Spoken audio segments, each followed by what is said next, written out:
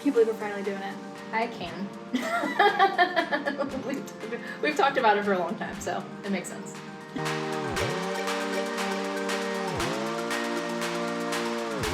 Hi, I'm Meredith, I'm Kelsey, and this is... individual contributor. And it's real! We did it!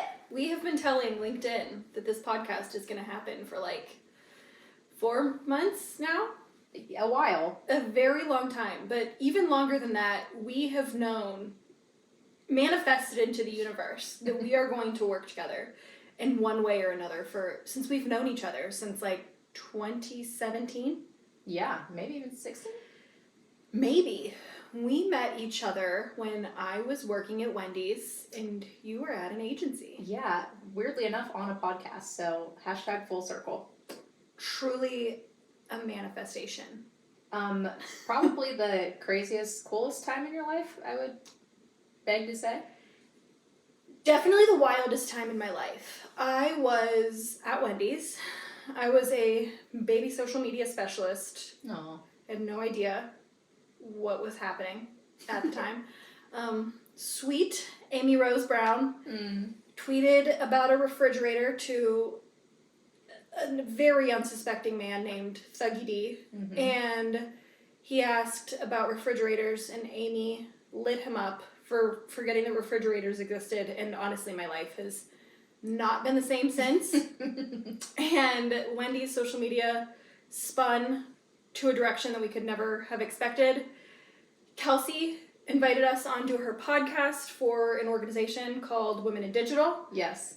And it all just kind of went from there. That was the first press thing I did for the whole Wendy's situation. And then I went to South by Southwest with Women in Digital. Yeah. I did a lot more interviews from there, and Kelsey went on and did a lot more things, and I went and did a lot more things from there. What a crazy time in both of our lives. I was definitely a baby strategist too, working agency side and hosting podcasts on the side, I guess. But it's so funny. I remember watching Anderson Cooper talking about the Wendy's tweet and just being like, this is on TV. Social media's on TV right now. This is amazing. So I feel like we were babies, but also social media was a baby, and we've all kind of just grown up together. Yeah, I had no idea what that tweet that Amy sent was going to do to social media as a whole, and I definitely had an existential crisis about my part in what it has done to internet culture and working, what it means to work as a social media person in the brand world. But I had amazing leadership. While I was at Wendy's, I had a phenomenal agency. I worked with VML. Yeah. There's still Wendy's agency today, which is like absolutely unheard of. They have been with Wendy's since 2015. Yeah. And like, that is insane. I left Wendy's in 2019. I went to Abbott and worked on Pedialyte and Pediasure. And while I was there, I was hired to do a whole strategy to talk about Pedialyte for adults, but I wasn't allowed to talk about hangovers. Oh. Which was like really fun and weird. Now I feel like they're leaning into it real hard. Yeah, it depends who is on the Abbott leadership at the time. Yeah. But while I was there, John Mayer was super into Pedialyte. And he has Pedialyte before every show. Oh. Which is weird. And we got to do a lot with that, which was very fun. But while I was there, this kind of heads into like why we're doing the podcast. This was really where I started to see a huge disconnect between what social teams and marketing in general is what they're doing, and what leadership is seeing, and like explaining culture to someone in leadership who like might say, oh, I don't have an Instagram account. Right. And I'm at the point now where, and you are too, where we are leading teams. Yeah, we are still on social, so we're like we're both at like director level and leading teams, but also up on culture. So we see both sides of this, and that disconnect is starting to cause content to slow down. It is causing our teams to get burnt out. slow down might be an understatement.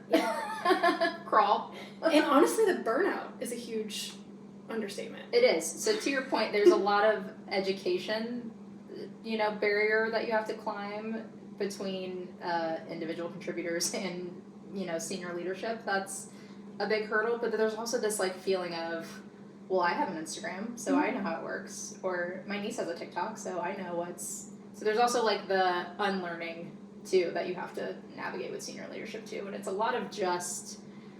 if the left hand would talk to the right sometimes, which is hopefully what this podcast will do. Yeah. Give those two parties a chance to speak respectfully and honestly and cut through a little bit of the red tape, because to your point, we're missing these like pivotal moments because we can't react quickly. Yeah, and like if you think about the conversations you've had over the years, like I'm now thinking about to when I had a conversation with someone at a senior leader at Abbott Nutrition, talking about John Mayer Right. and Pedialyte. That is a ridiculous conversation that Sure. I never would have thought that I would have, like even whenever I was in college. And to be fair to that senior leader, they never thought that they would be having that conversation. Right. That is truly wild. But to put it on the individual contributors, I think that what we can do with this podcast is teach those teams how to set up the proper playbooks and the proper strategies and like work with your leadership of how to properly educate them, because that's also not something that you're taught No. in college at all. And now that you and I are like at the director level where we can see the, oh no, I was recently in that struggle panic where I'm teaching someone why John Mayer has this weird relationship with Katy Perry in 2019 Right. and why that matters for Pedialyte.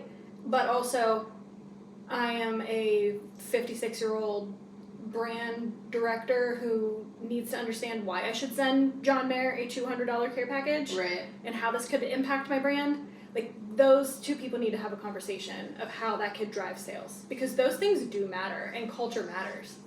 Yeah, I forgot John Mayer and Katy Perry dated, so thanks for bringing that back to my mind. You're welcome. But no, you're totally right. It's and it seems silly sometimes and ridiculous on the onset, which is why I think it gets dismissed so quickly or seen as unimportant. But to your point, we're keeping brands relevant. We're keeping products in the forefronts of minds. We're edutaining on social all the time. And the senior leaders gotta, oh God, I'm gonna sound like a 50-year-old. They gotta get hip. We're gonna get them hip. We are going to get them hip. And even more than getting them hip, that's something that I see on LinkedIn all the time, which I feel like if our podcast can stop this LinkedIn post from circulating, that social media managers are not graphic designers, Nope. analysts, copywriters, No. interns. Mm-mm. What else are we expected to be?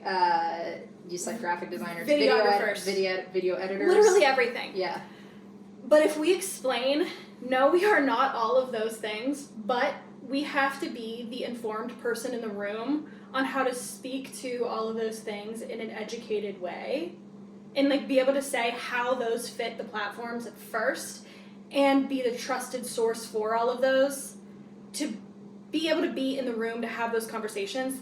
That is what we need to be able to get across in this podcast. Yeah, I mean, we're strategic leaders at the end of the day. Yes. And it's super easy to fit us in a brand strategy mold or creative strategy mold, and social strategy is sort of its own little like ecosystem that I think no one's really kind of, not no one, but a lot of companies have a hard time like wrapping their brains around. But you're right, it's in our day, back in our day, we were kind of all of those things because we were one woman or, two woman social shops because it was just Twitter and Foursquare, and that was it. And so you had to do all of the things. But now social's driving a lot of marketing strategies, and it's a social first approach. Mm-hmm. And to be successful in 2024, you need a strategy head who knows what's going on, who has their finger on the pulse, who can lead a team, Mm-hmm. who can accurately communicate the trends and why it makes sense to the brand up the chain, and who can be reactive quick. And to your point, it's trust, right? Like, the education has to be there so that you trust me to go do what I need to do so that everyone can have their Wendy's Thuggy moment. Yeah, and no, we're not all of those things, like I had said, but if you're not in the room where the conversations are happening with a brand team who is pitching an idea, and it is a social first moment, And again, if social's not there, Right. how is it gonna work? And It's just not. And we've all been in those situations, and I see those posts on LinkedIn all the time where people are frustrated. And I think if senior leadership too looked at what your social teams are engaging with on LinkedIn, you could learn about the frustrations within your organization very quickly. Ooh, you're gonna get some social media marketers in trouble. I mean, Go look through my activity. I mean, it's there. Yeah, no, I think you're right. You're right. You win. Individual Contributor is hosted and produced by Meredith Ulmer and Kelsey Kozad, with producing and editing by Jesse Hummelgarn. Music is called Open Spaces by Hybridas and can be found on Upbeat. Get new episodes and catch up on past episodes by following Individual Contributor on YouTube and your favorite podcast app.